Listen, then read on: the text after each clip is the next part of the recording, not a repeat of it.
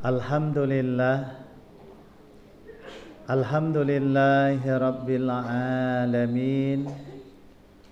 Wabihi nasta'inu ala umurid dunya waddin. Nashhadu an la ilaha illallah wahdahu la syarikalah. Wa nashhadu anna sayyidana wa nabiyyana Muhammadan abduhu wa rasuluh sallallahu alaihi wasallam. Rabbi syrah li sadri wa yassir li amri wahlul 'uqdatam min lisani yafqahu qawli. Subhanaka la ilma lana illa ma 'allamtana innaka antal alimul hakim. Shadaqallahul adzim. Yang sama-sama kita muliakan Bapak dan Ibu jamaah sholat tarwih dan witir yang dirahmati dan dimuliakan oleh Allah Subhanahu wa taala. Kembali kita bersyukur dan memuji kepada Allah Subhanahu wa taala dengan kita melafazkan kalimat alhamdulillahirabbil alamin. Dengan rahmat, inayah dan hidayah dari Allah Subhanahu wa taala, alhamdulillah kita bisa datang ke rumah Allah yang mulia ini. Telah selesai kita menunaikan ibadah sholat Isya berjamaah, dan insyaallah sebentar lagi sholat tarwih dan witir berjamaah.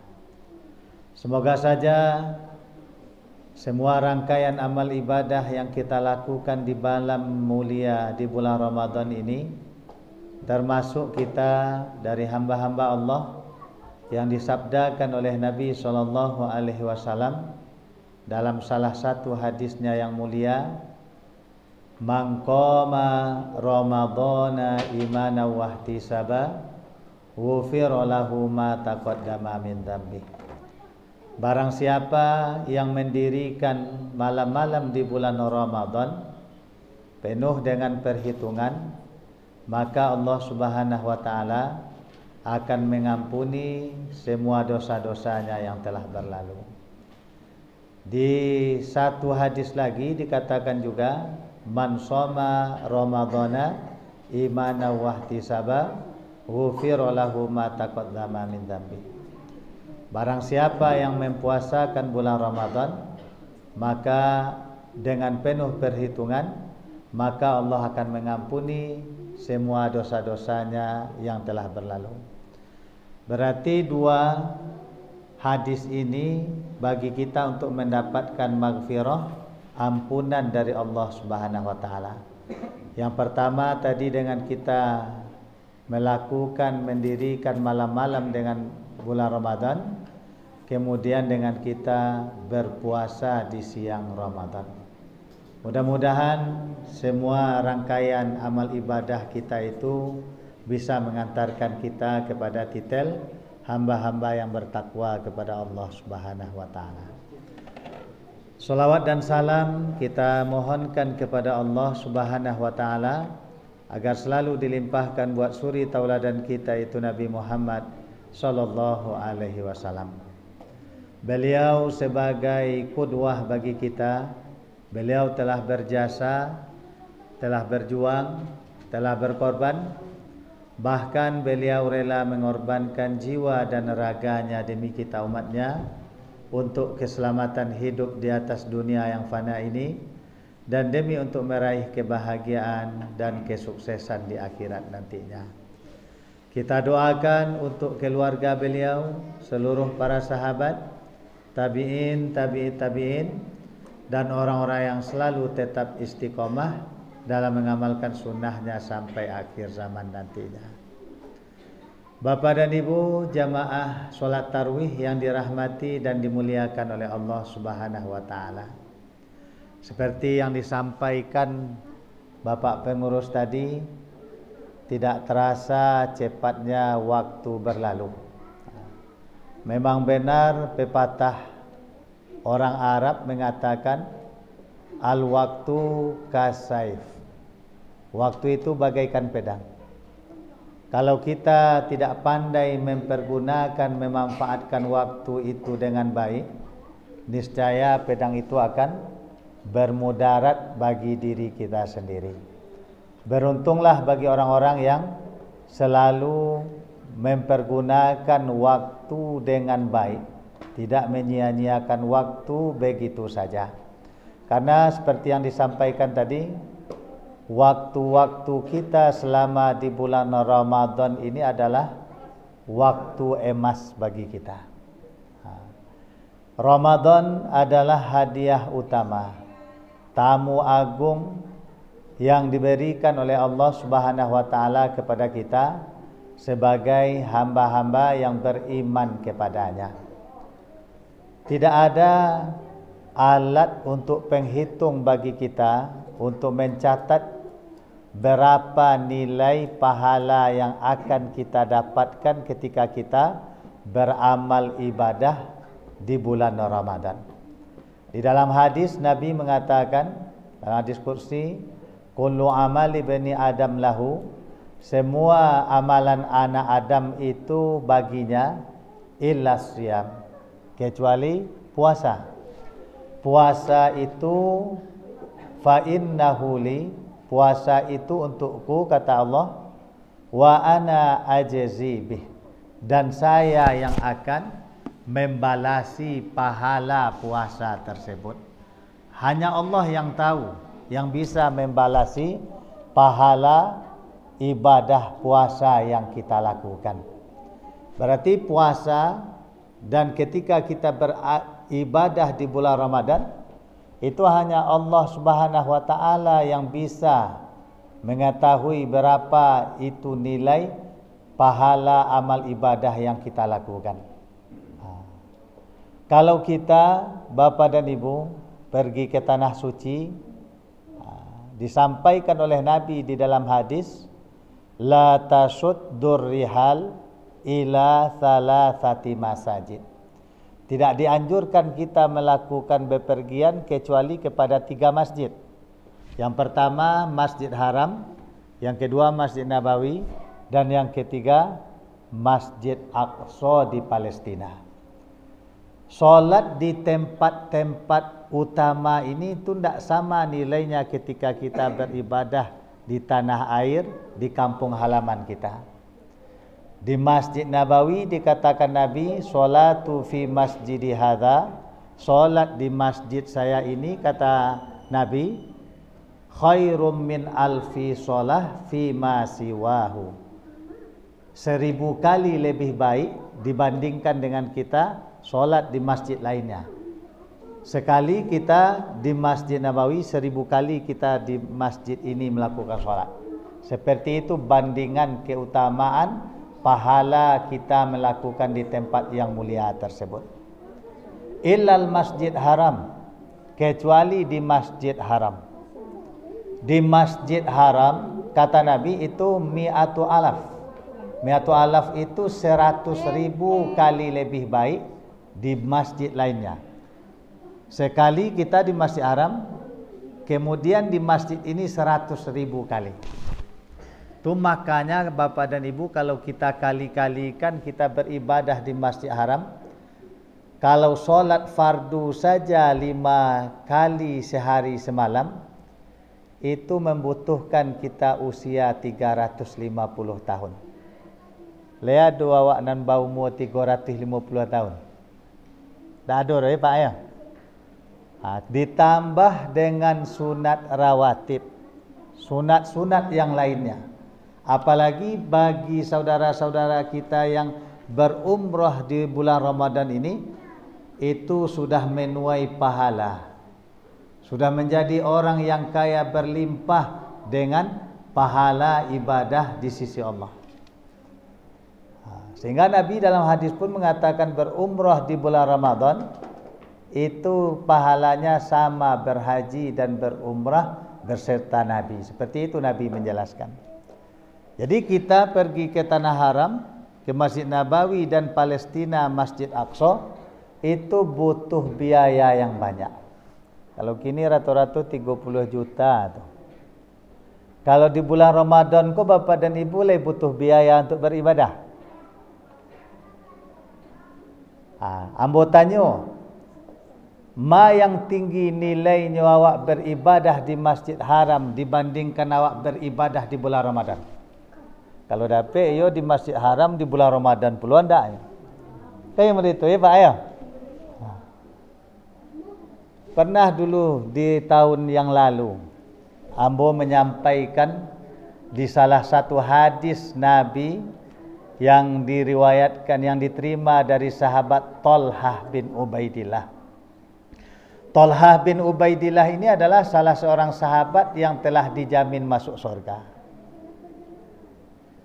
Beliau menceritakan datang kepada Nabi SAW 2 orang lelaki dari suku Bali. Keduanya sama-sama masuk Islam, sama-sama bersyahadat keduanya. Salah seorangnya saking bersemangatnya, kemudian dia berjihad pada jalan Allah sampai dia mendapatkan pahala mati syahid. Pahala mati syahid itu luar biasa keutamaannya. Kan pernah sahabat bertanya kepada Nabi, tunjukkan kepada kami ya Rasulullah, amalan apa yang utama? Kata sahabat. Di antaranya Nabi mengatakan birrul walidain. Birrul walidain itu berbuat baik kepada kedua orang tua. Kemudian solat di awal waktu. Kemudian al-jihadu fisabilillah. Pernah juga Nabi mengatakan seperti ini amalan yang utama. Didapatkan oleh salah seorang laki-laki yang sama berislam tadi. Kemudian lelaki yang satu lagi hidup setahun setelah lelaki yang pertama mendapatkan pahala syahid fisabilillah, baru dia meninggal. Kemudian dikatakan oleh Thalhah bin Ubaidillah, fara'aitu fil manam. Saya bermimpi, kata Thalhah, bainama ana inda babil jannah, ketika saya berada di dekat pintu sorga beserta 2 orang lelaki tadi. Kalau mimpi orang soleh tu bayangkan di depan pintu surga. Kalau awak mimpi awak di mana Pak? Macam-macam ya. Beda je ya. Thalhah mimpinya di depan pintu sorga beserta 2 orang lelaki tadi. Keluar salah seorang malaikat penjaga pintu sorga. Kemudian lebih dulu malaikat penjaga pintu sorga tadi mempersilahkan lelaki yang kedua.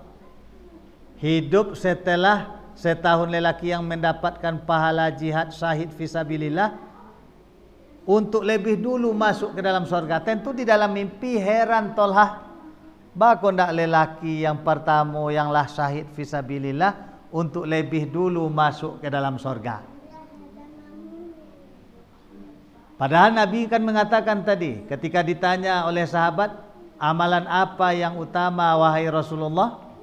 Nabi mengatakan jihad fisabilillah diantaranya. Bako ndak itu didulukan masuk ke dalam surga. Badik lelaki yang kedua yang hidup setelah lelaki yang mendapatkan pahala syahid fisabilillah. Keluar balik malaikat penjaga pintu surga baru mempersilahkan lelaki yang pertama yang mendapatkan pahala syahid fisabilillah. Tambah heran Thalhah dalam mimpi. Kemudian keluar balik malaikat tu baru mengatakan kepada Thalhah, anta irji', giliran engkau alun tiba oleh kecik malaikat, pulanglah dulu, balik. Baru terbangun tasinta Thalhah dari mimpinya. Diceritakan oleh Thalhah perihal mimpinya itu kepada sahabat di pagi harinya. Sahabat-sahabat pun heran, bakok mode itu yo ndak lelaki yang jihad lebih dulu didulukan masuk dalam surga, badik lelaki yang kedua kok. Kalau dulu Bapak dan Ibu, kalau ada permasalahan para sahabat tu langsung datang kepada Nabi. Kalau kini ko basi tagang sado, ustaz basi santiang sado. Kena? Ai ku inyo jo nan batu, inyo jo nan ko nan pandai berhadis. Kemana itu? Inyo saja nan pandai apa ayat, apa hadis. Seperti itu. Kalau dulu enggak, ada permasalahan datang kepada Nabi. Pergilah sahabat jotolah datang ke Nabi, diceritakan perihal mimpi Tolhah ko. Modai ko mimpi Tolhah wahai Rasulullah, kecik sahabat. Heran kami. Kemudian kata Nabi, min ayyi syai'in ta'jabuna, kata Nabi.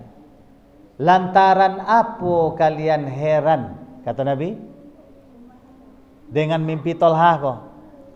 Bukankah lelaki yang kedua tadi hidup setahun setelah lelaki pertama syahid fisabilillah, qad adraka Ramadan, bertemu berjumpa dengan bulan Ramadan? Qalu bala ya Rasulullah, kecik sahabat. Iyo ya Rasulullah, itu jawab sahabat. Kata Nabi, amalan antara dua lelaki ko bedanya ko jauh, kata Nabi. Baina samai wal ard, antara bumi dan langit bandingannya. Tu makanya didahulukan lelaki yang kedua, karenanya berjumpa bertemu dengan bulan Ramadan.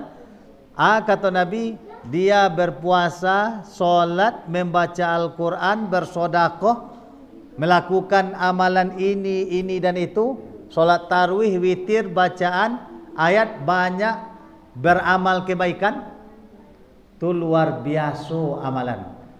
Tak bisa pahala syahid fisabilillah mengalahkan orang yang beramal di bulan Ramadan. Tu makanya tadi dikatakan Bapak dan Ibu, waktu di bulan Ramadan ku adalah waktu emas. Jangan awak kau bertemu dengan bulan Ramadan dan Ramadan tu tak basuh Jawa. Kan ada orang yang serupa itu. Iko yang dikatakan oleh Nabi di dalam hadis, kam min shaimin. Kau lebih puasanya tu, tetapi puasanya kau tak memberikan pengaruh, tak ada reaksi. Sama model awak makan ubek leh dimakan tapi penyakit tak beransur.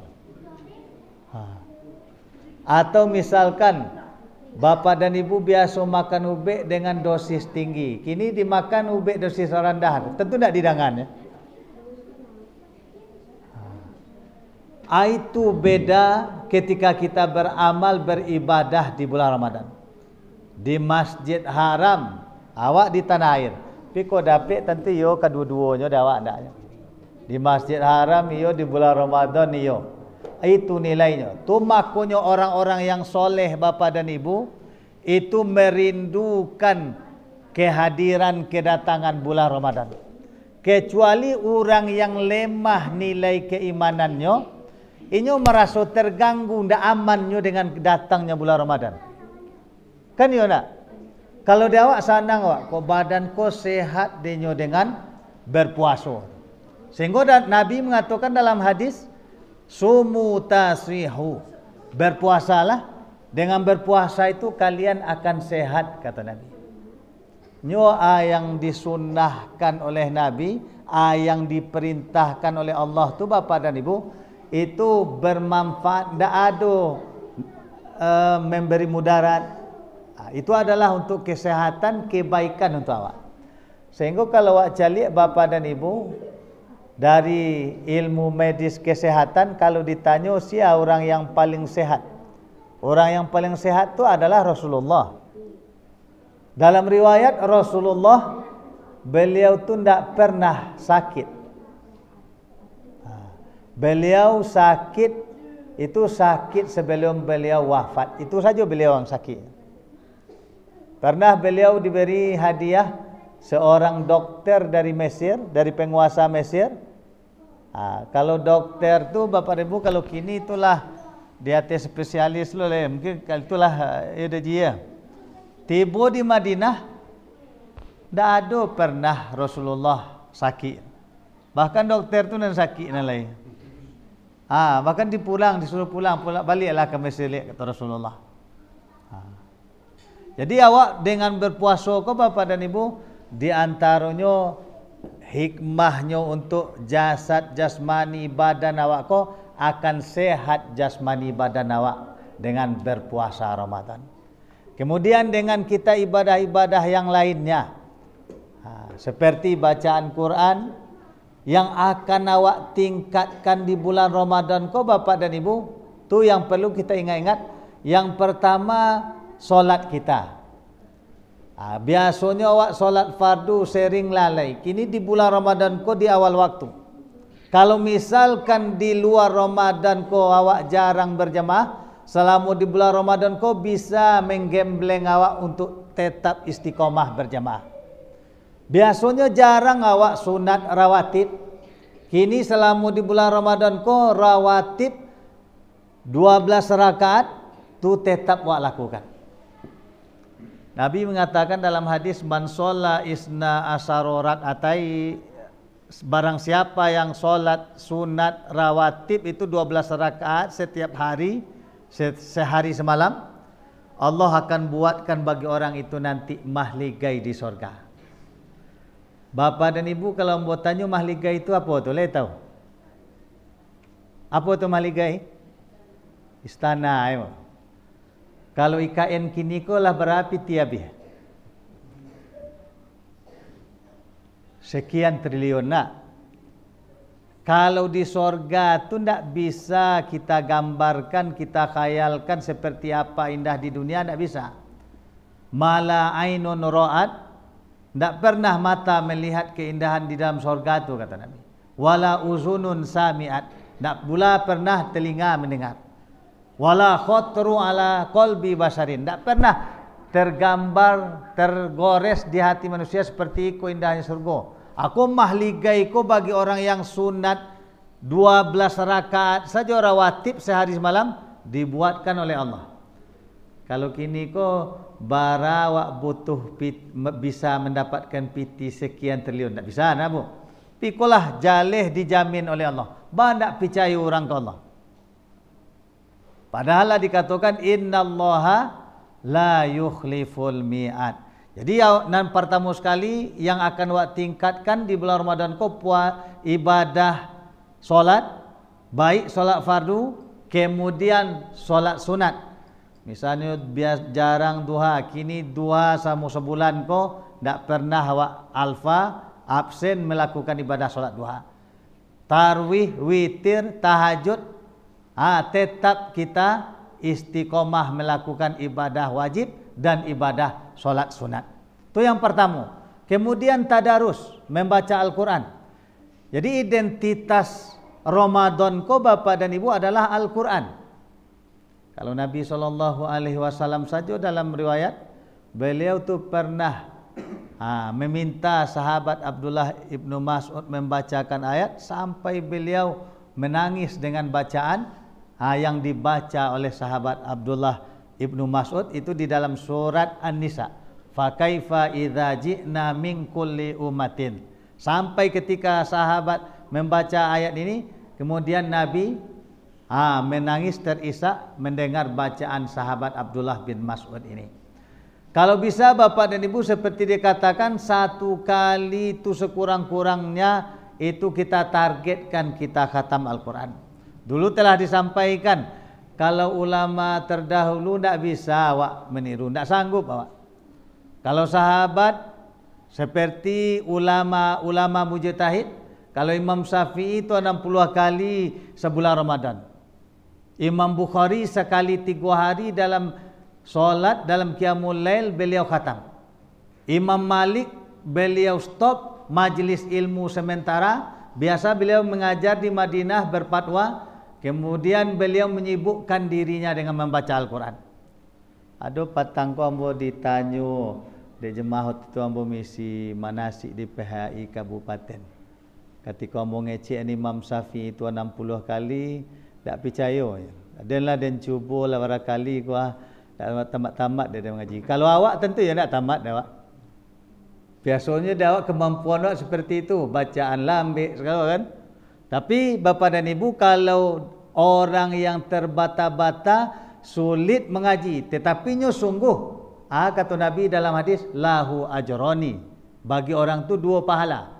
Inyo sulit terbata-bata tu cik, kemudian nyo mengaji tu cik. Kalau kini saja bapa dan ibu, anak-anak awak saja nanlah hafiz, 6 jam bisa nyo tu khatam Quran. Tu jadi anak-anak di pondok pesantren Tamboro kini. Tu ndak ada ceramah siap bisa sampai sahur saja nyo khatam nyo semalam. Kalau situ mungkin tak tahu, jisiko je panjang sih Imam Setiap mungkin pulang kali ibu ya. Itu orang-orang yang luar biasa, orang istimewa. Kalau dia awak bapa dan ibu, minimal targetkanlah sekali khatam. Wak bagi waktu. Misalnya surah Al-Baqarah berayat wak baca. Pokoknya 1 juz 1 hari, insyaallah bisa awak khatam Al-Quran. Itu yang awak tingkatkan, solat fardu dan solat sunat, tadarus bacaan Al-Quran, kemudian infak sedekah awak di bulan Ramadan kau. Walaupun 1000 sehari, 2000, 5000, bisa lebih dari itu, iko nanti yang akan memberi syafaat kepada awak nanti di akhirat. Jadi bapa dan ibu, tausiah kita pada malam kini, tetap kita istiqomah dan meningkatkan amalan-amalan ibadah kita selama di bulan Ramadan kau. Jangan kita sia-siakan waktu kesempatan emas kau. Bisa jadi di Ramadan tahun yang akan datang kita tidak akan berjumpa dengan bulan Ramadan selanjutnya. Ramadan yang telah meninggalkan kita tahun lalu, tidak akan pernah lagi bertemu dengan kita. Mudah-mudahan kita diberi hidayah, petunjuk oleh Allah Subhanahu Wa Taala, diberi istiqomahan dan bisa kita memaksimalkan beribadah selama di bulan Ramadan di tahun 1446 Hijriah ini. Wabillahi taufik, wassalamualaikum warahmatullahi wabarakatuh.